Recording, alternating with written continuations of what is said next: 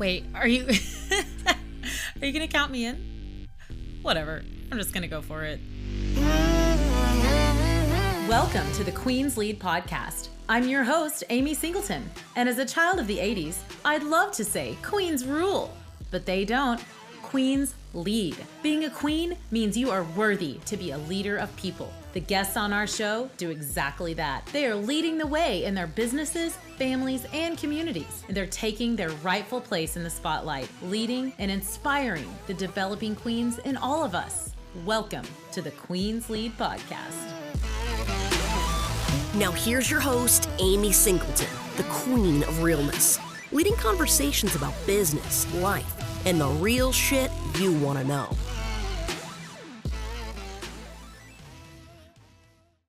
Welcome, everybody, back to another episode of the Queen's Lead podcast. Today, I am honored to be joined by Wendy Sellers, the HR lady. And listen, she knows HR like the back of her hand, and she's written a book recently called Suck It Up, Buttercup. And so I cannot wait for her to tell us more about that and what she does. Welcome, Wendy. Hi, how you doing? I'm great. We're happy to have you here. Thank you for joining us. Tell the guests exactly who you are and what the HR lady means. Sure, Wendy Sellers, the HR lady. So currently I do management training and conference speaking. And then I also have clients who don't have HR because they're too small. So I'm kind of their HR guru. I'm not their department, but I teach the managers and the business owners what to do, but more importantly, what not to do or say. Yes, much more importantly, what to not to do. Right. Yeah, and you're coming to us from sunny Florida.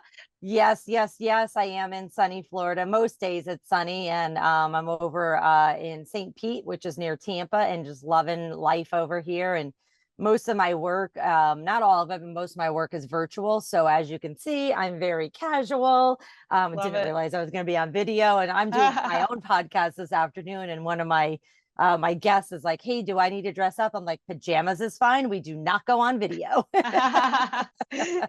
Well, you're also fine. Most of our episodes go out on the regular stations, but we got it on YouTube just in case. Yeah. Just in case for those people. But tell us how you got into, what brought you to the area of HR?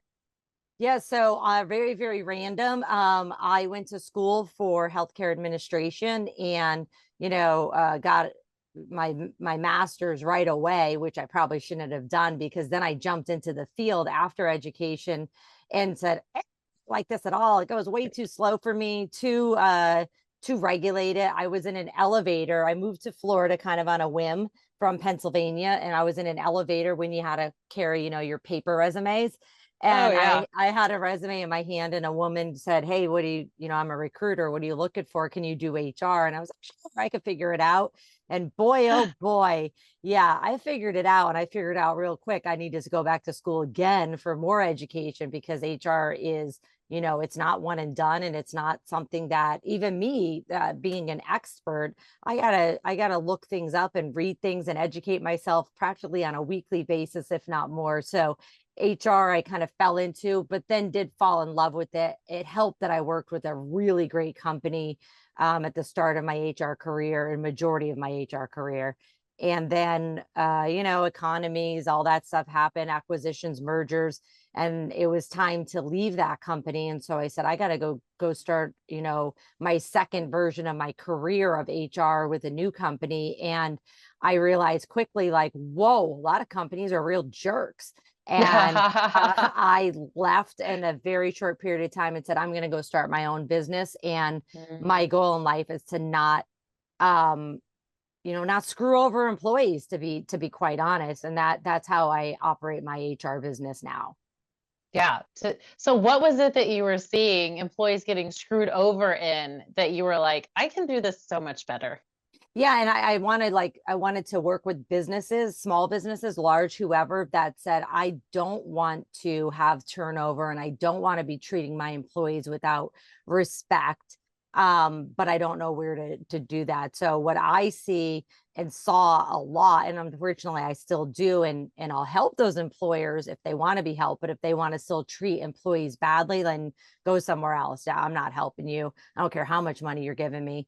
But I just see, pre-pandemic, And even now still, but definitely pre-pandemic, companies were just using and abusing employees where they're like, you're just a cog in the wheel so that we can make money and we don't necessarily care about you. And Yeah. I know there's a lot of companies out there that start their business because they have a great idea about a service, a product, whatever it might be, but then they don't know what they're doing in the HR space, the accounting space, the marketing space, the sales space. They just know about their product or their service. Yeah. And they unintentionally, I'd like to say unintentionally, they unintentionally treat their employees like crap. And then they end up with lawsuits and bad reputations, and employees, leave. Now, I'm happy to say that since the pandemic, which was an awful, awful thing that happened in the globe, but since the pandemic, employees kind of came in charge, and I'm like, Yeah. you. So interesting enough, most companies, small businesses, large, they actually intend to do the right thing, but they don't realize how much it's going to cost them financially to do the right thing by their employees and their customers.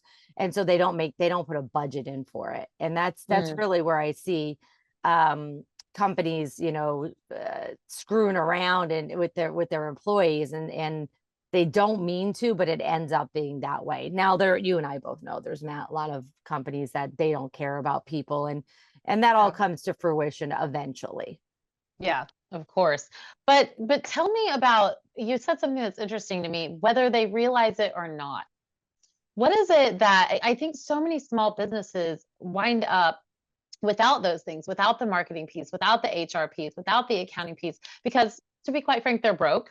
But Yep. they really, a lot of them are trying to do the right thing. What is it that small businesses are doing that they think is right, that is really so detrimental to these employees and to the maybe just a few staff members that they do have? Yeah. So, number one thing is compensation. So they just pay the bare minimum. What's the bare minimum that I can get somebody in to take this job? And then they expect freaking miracles, right? And it's Yeah. like, these miracles are not going to happen. Your people are not going to jump through hoops and go through the end of the earth for you if you're not doing it for them. And so Sure. that's the number one thing is compensation. And I don't even mean like benefits and everything. Yes, benefits would be amazing. Health insurance, all these insurances would be amazing, but not everybody needs that. They might Yeah. have it at a different source, their spouse, their family members, the government. So like just talking to your employees on a regular basis and asking them, what do you need? Because so many companies, small businesses or large, will say, we're going to put in a health insurance package, but it's the crappiest health insurance package and no one can afford it, or they can Yeah. afford it, but then it's not useful for them. So it's like, okay, rethink that, get a little creative, ask your employees what they want and what they need, and then maybe give them more money if you can't give them health insurance. But you do got to be careful. There's a lot of laws and everything like that. But and then the second thing is communication. They talk Mm. at their employees instead of with their employees. They Yeah. just bark out orders. I mean, I had one client who I'd be like, hey, you need to talk to your employees on a regular basis. I talk to them every day. I'm like, no, no, no, I've been there. You bark out orders to them, and then you're upset to find out that they didn't understand what you meant, and they're scared of you, so they didn't speak up and say, I don't understand what the heck you're talking about, boss. And so then they just wing it, and now you're mad at them for winging it when you wing your communication with them. So Mm. 100%. communication is so important.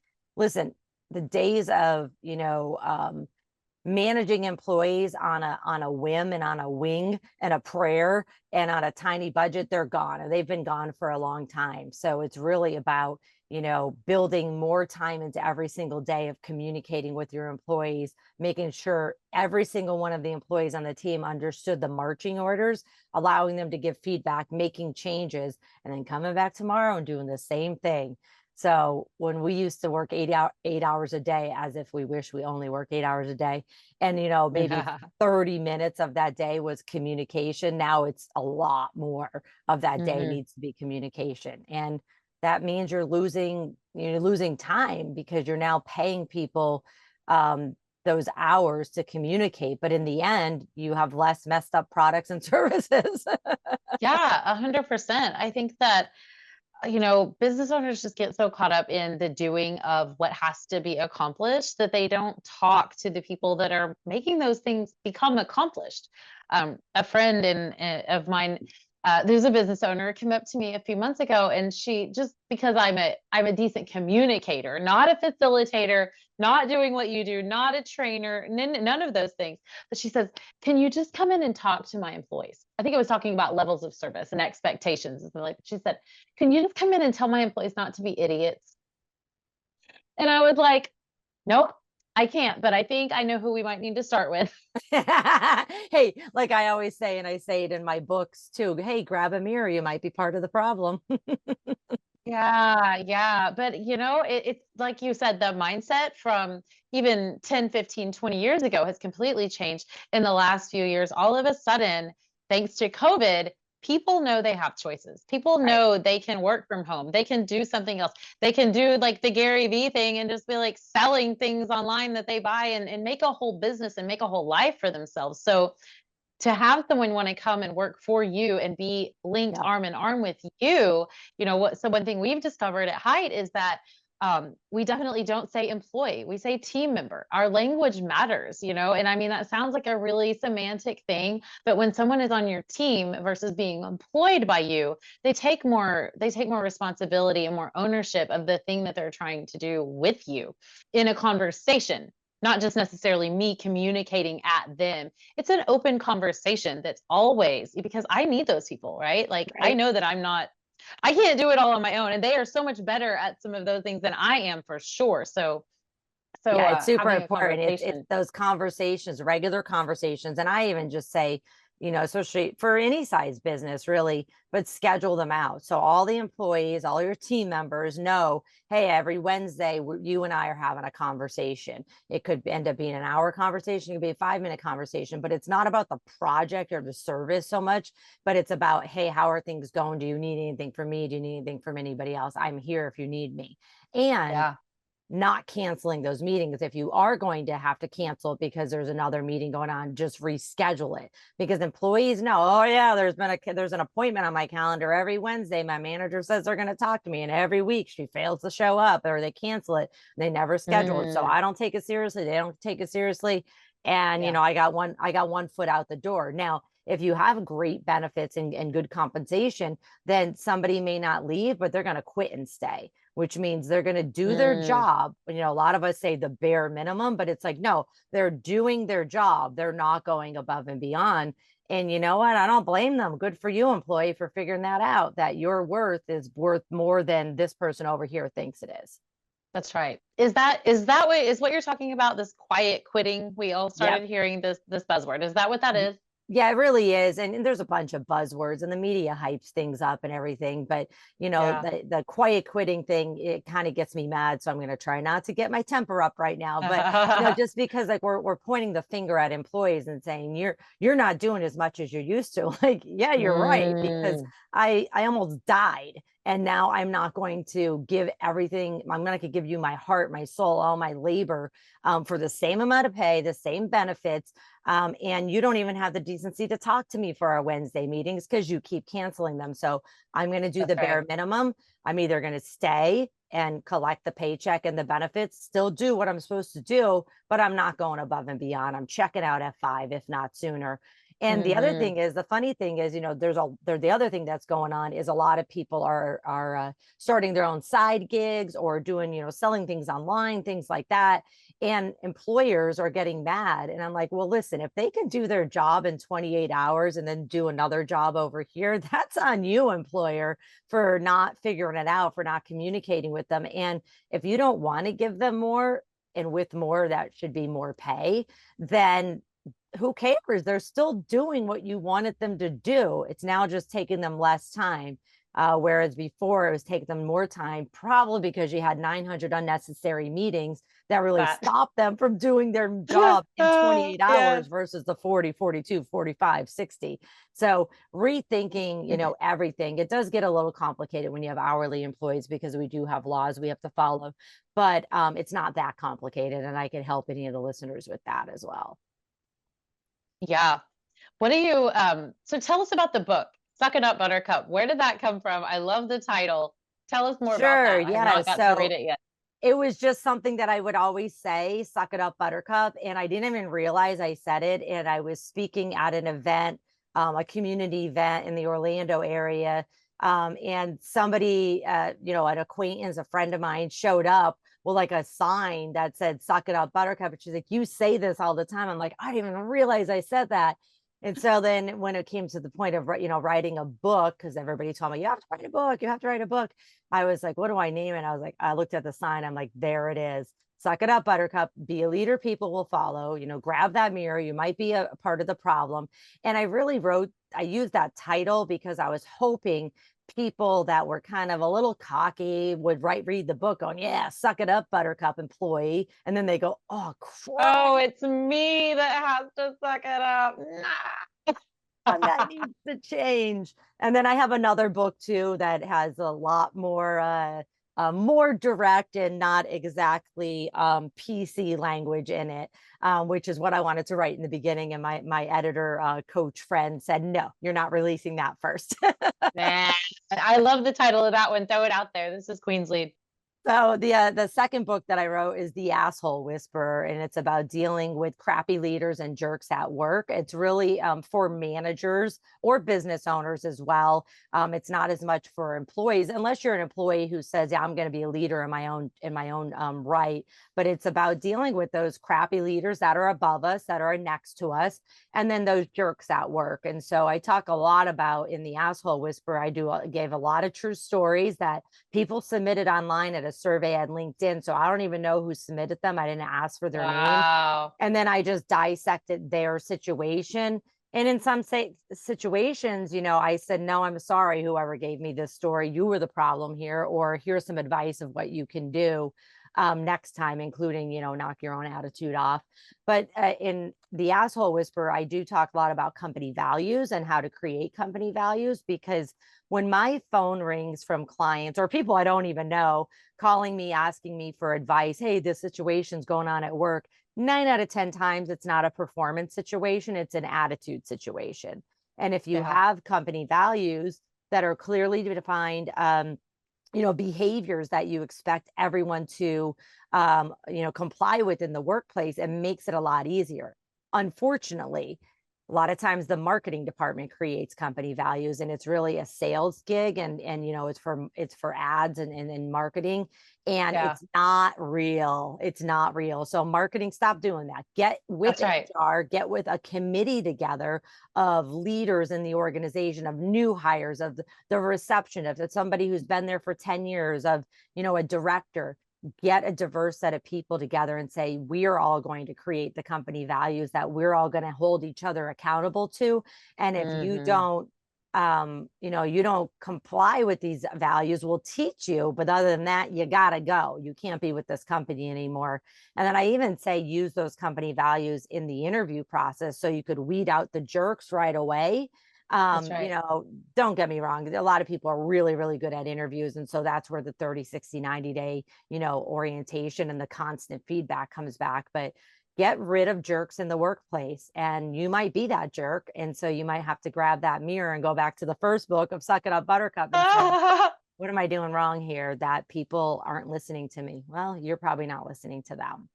Yeah, 100%. Oh my gosh, I've jotted a few things down. I don't want to forget to ask you. So I love that you said those values. You said something about how do we act, because that's where I see a value coming in. Is it's tied to a behavior, right? We're not just nice to our customers. We smile when someone walks through the door. That's a value, but that's also tied to a behavior, so that people understand, like, how do you be nice? What does being nice mean? Well, it means answering the phone nice. It means smiling. It means these behaviors. Do you find that, like, tying like a behavior to a value and setting an expectation on how someone is to act, is that kind of how we should be looking at our company values? Some company values just use words, some use sentences. If you're just using a word like respect, that should be in everybody's company value, is what I think. Now you have to define what that means for your organization, your culture, your industry, your location, all the way down to your country, right? Because respect means something different elsewhere. But if you just say, I need you to be respectful, Somebody who worked in a non-respectful organization before that may not know what that means. And so you have to identify what that means. Now, I do want people to be careful when they're creating company values, expected behaviors in the workplace of the customers, the vendors, and of the employees is, make sure you're thinking of as a broad scale, because if you're saying, I need you to be detail oriented, well, now you're going to really throw out the creative people because they're not detail oriented, and we want them to be creative. So if you're using a word like creative, then you're throwing out the data oriented positions because they are like, I don't want to be creative, I want to be factual. So really thinking, okay, how does this affect every single role in roles that don't even exist yet? And that's why I like to do everything committee based. And some of you are going to go crazy when you hear me say this. Those jerks in the workplace that you're dealing with right now, put them on that committee. It's not going to be comfortable, but now they're forced to listen to their coworkers and go, oh, wow, okay, I'm the one that's being a jerk. But sometimes the people that are being jerks in the workplace they're just sick of everybody's BS. And they're like, well, they get to act out this way, so I'm going to too. Oh, wait, now you're going to allow me to help create the rules. All right, I'm in, and I'm going to start losing my attitude. And if they don't, at least they've been part of the process and they may select themselves out. Yeah. Oh man, that's so good. Giving someone ownership of something and putting them in charge of it, you can see so much change happen when they're leading that thing. I love it. Give us an example of one of the LinkedIn situations that you put in the book, and what did you find to be the solution to that? Maybe an unexpected one. Oh, I wish I grabbed the book. It's back there behind me. Sorry. So, I'll just give you some examples, not word from word, but some of them are there. I remember the one person submitted something about their boss being rude. And the boss was saying, basically, hey, I don't want you saying those things in a meeting without running it by me first. And the person who, the boss said that to, and I hate the word boss, but that's the word I think it was a she used. Yeah. It was like, you're just saying that to control me. And like, no, I think she was saying, you need to be respectful in meetings, and these conversations should have been between me and you and not the entire team. Sometimes in my opinion, people, they throw things up in a meeting because they're trying to get around their boss holding them back from saying something, and they say something disrespectful in a meeting, and it's like, this wasn't the time or the place for that. If you didn't like what the boss had to say, then report me to HR or the owner, whoever, but you just made everybody in the meeting feel uncomfortable, and now you're blaming me for it. And so it's just that self-awareness sometimes that we just don't have. And I don't care, we pick on every generation, baby boomers, Gen X, millennials, Z. I always tell the generations, whoever I'm in front of, don't worry, there's another generation coming soon that we'll make fun of, That's right. That's right. Really, we as humans, we don't like change. Some personalities accept change very quickly. Others take forever. Most people take a long time to accept a change. And that is on a boss to figure out who is on my team. Wendy over here is going to accept it, no problem, or she's going to speak up directly in front of everybody, and I'm not going to like that, so I'm going to have to go talk to her separately. Or this person over here is going to throw a fit in the middle of the meeting. I probably need to let her know what's going on ahead of time, or him what's going on ahead of time, so they don't explode in the meeting. And so, you can't treat every employee the same. Just like in our personal life, we can't treat every single friend the same. Some friends just want to want you to listen to them vent. Others want to help you give them a solution to their personal or the work problem. And so for the folks that are on today going, hey, I was thinking about becoming a manager, think again. Yeah. Do you really want to manage people? I don't know. And most younger people these days, I was literally just having a conversation on Sunday with a friend of mine who was up for a promotion at her company. And she's a millennial. And she was like, this is a lot of responsibility. I'm not trained for it. Doesn't sound like you're going to give me training. And the compensation increase isn't worth it. So I'm going to opt out of becoming the manager of this department. And I'm just going to stay in my role. And so I think they were really shocked to have that answer. And I was like, good for you. I'm like, good for you for doing that, because what typically happens is we promote people with no experience, no training, no guidelines. And then we expect them to come back tomorrow and be a manager. And then that person goes, maybe they stick around for 30 days, maybe they stick around for a while, but then you lose them altogether as an employee. You not only Yeah. lose the manager, you lose them as an employee because you didn't give them Mhm. any notice of what was going to be really going on for that $10,000 increase. Right. Since the pandemic, it's not, I mean, we're all broke. We all need more money, but many people are saying, I'm not going to go after just money. Right. I want my quality of life and, so on and so forth. 100%. And I think so many leaders fail to recognize that that is so good at, say, a sales job, top salesman. Oh my gosh, well, let's promote them to the sales manager. No, No, keep them in their sales position. That's where they shine. They're not, I mean, if they're not a leader of persons, which most people who are great at sales, not great at leading people. That's not, and that it seems to so many inexperienced business owners that that's the natural progression to give them a promotion to a leading the group that they were so good at being a team member on.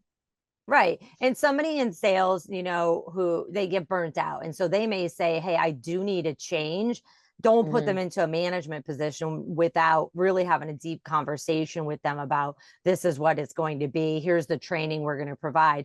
But you could put them in a position like a sales training role because they may just say, Mhm. I don't want to do this role anymore because I don't want to be on the road anymore. Or, Yeah. high stress, whatever, but they have a lot of value to training people in the sales department.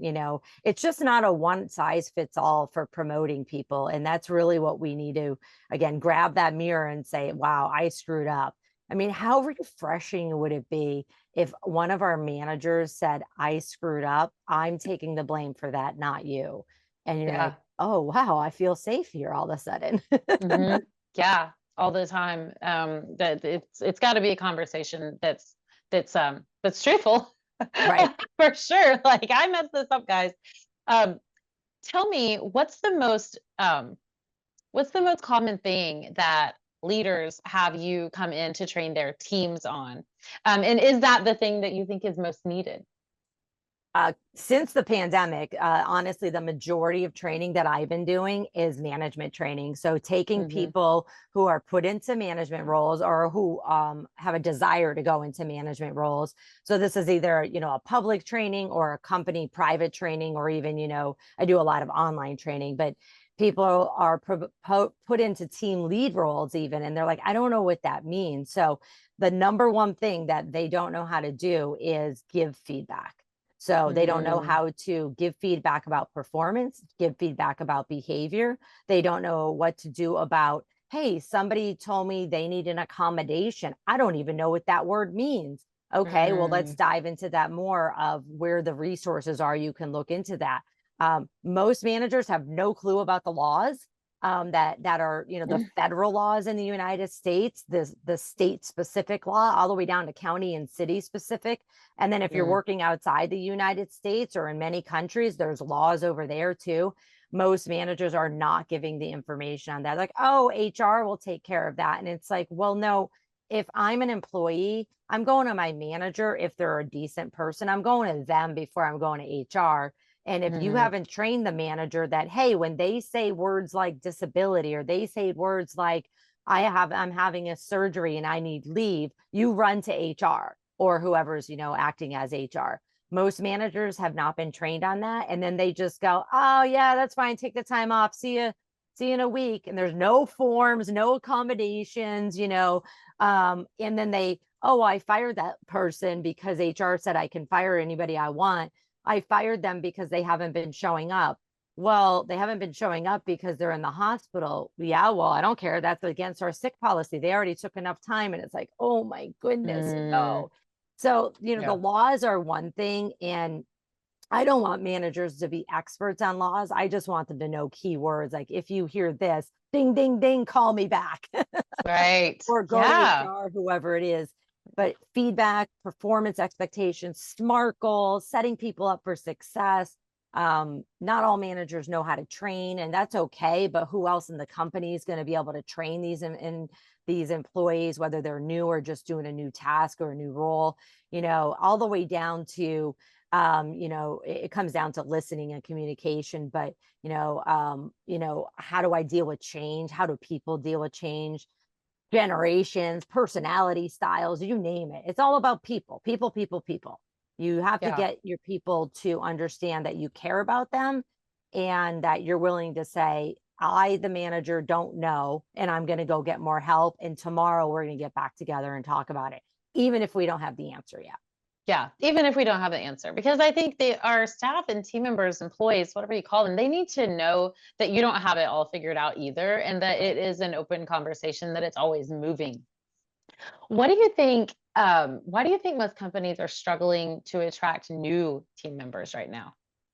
So, oh boy, I could talk about this for hours. So I'll try to summarize it real quick. Besides many of the things that I've already talked about, it may be compensation, it may be benefits, it may be, unrealistic expectations.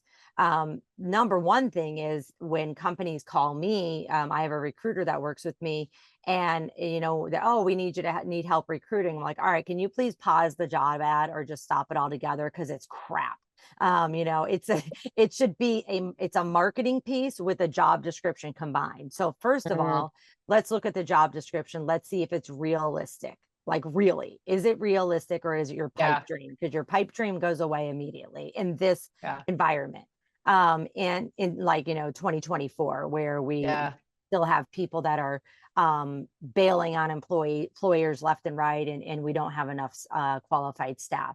So looking at the job description and rewriting it, and then for the job ad, making sure it's a job description combined with the marketing piece of, we're a great company, here's our values, here's our benefits, here's what the process is going to be. It should be a careers page. And then once all that is set up, then and only then, and there's actually a few more things you could do, should you be putting the job ad out. Well, even before you're pressing submit for that job ad to go out online, you should have everybody lined up of who's going to interview this person. Let's put fake hold on our calendar for the next 2 weeks. You're going to do interview 1. You're going to do interview 2. You're going to do interview 3. What's in interview 1? Interview 1 could literally be a phone call from a receptionist, but the question should be pre-planned out. Because if you're fumbling through an interview on the employer side, the employee is already going, nope, don't want to work there. Or they're saying, I'll work there because they sound like they have no clue what they're doing and I could take advantage of them. Even worse. Yeah. So planning is super important. And then, of course, like I mentioned before, the compensation, the benefits, all of that. And then now the next part is we hire the person and we're not ready for them. We don't have a onboarding plan ready. We don't have a new hire package document. They show up for the first day of work, whether it's virtual or in person, and nobody's ready. Nobody knows they're coming, or somebody knows they're coming, but nothing's ready. And then they're sitting there like this for the first day. Like, and they go home. Oh, honey, how was your first day at your new job? I didn't do anything. I sat there all day. It took me 6 hours to figure out my email. Nobody knew I was coming. Right now, I'm pretty unengaged. So being prepared is the number one reason. If you're prepared, you're more likely to get better candidates and then better interviews, and narrowing down the candidates a lot quicker. There still may be a struggle because the knowledge, skills, and abilities are hard to obtain or find. I don't want you to give up like your ideal candidate, but just be realistic. Yeah, 100%.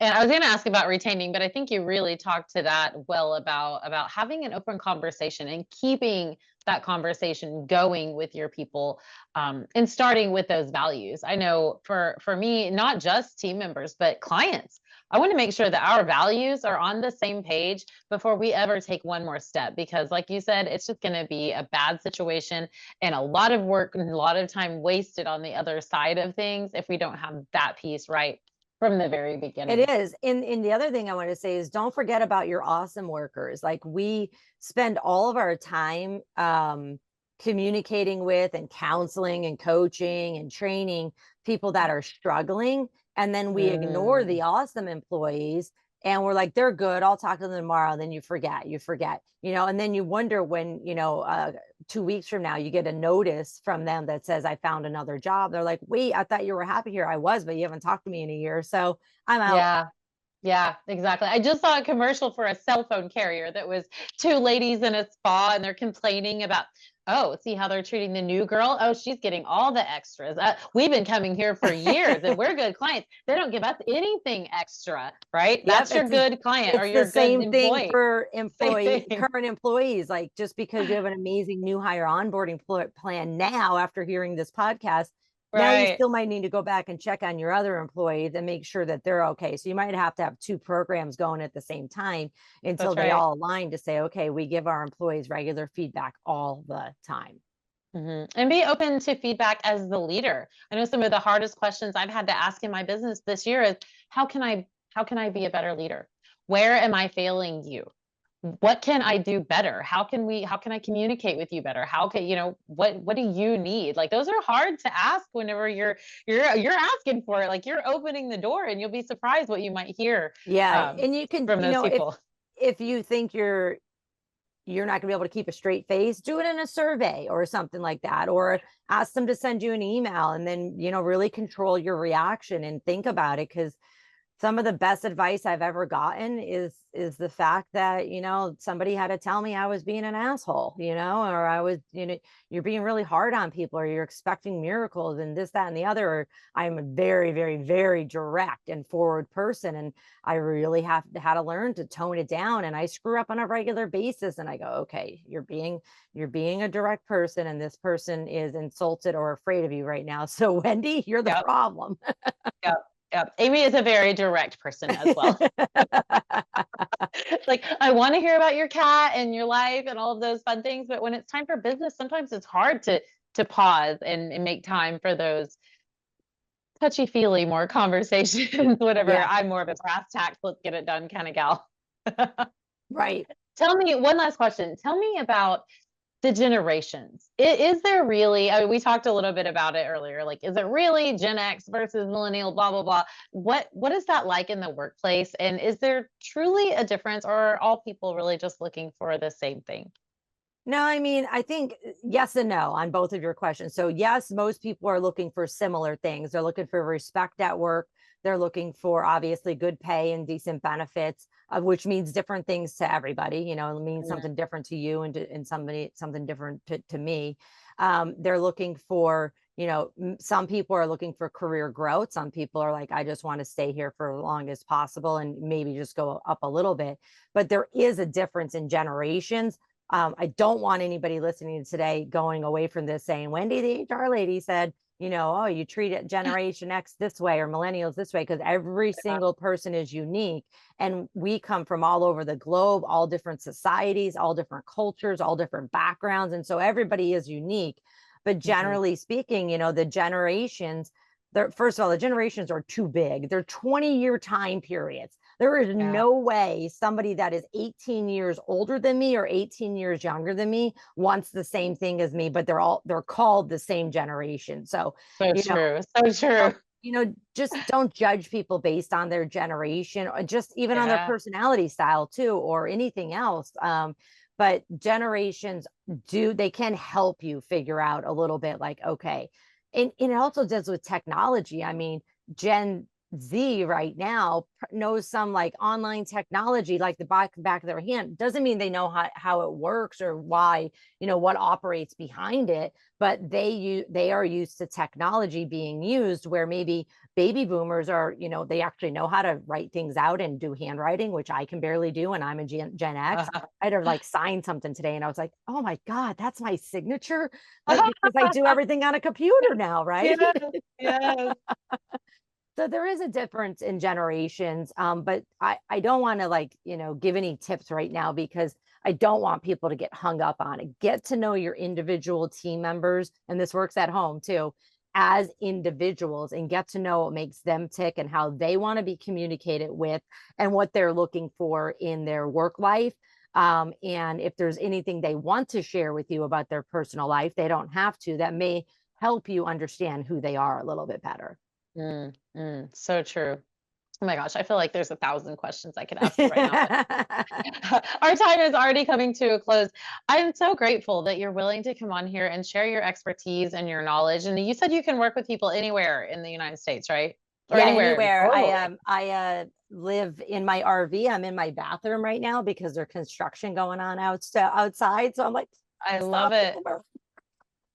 But yeah, I mostly work remote now, since the pandemic. I moved to remote right before the pandemic, thankfully.